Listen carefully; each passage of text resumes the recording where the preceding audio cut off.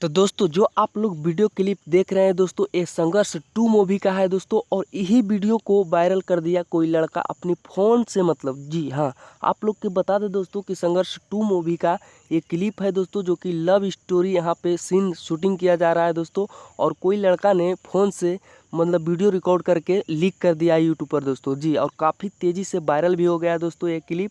तो आप लोग के बता दें दोस्तों कि संघर्ष 2 खेसारी लाल यादव जी का मूवी जो आ रहा है दोस्तों, एक बिल्कुल अलग अंदाज में और अलग लेवल पे आ रहा है दोस्तों जी। आप लोग तो संघर्ष मूवी देखे होंगे दोस्तों, जो कि काफ़ी ब्लॉकबस्टर हिट रहा वो मूवी।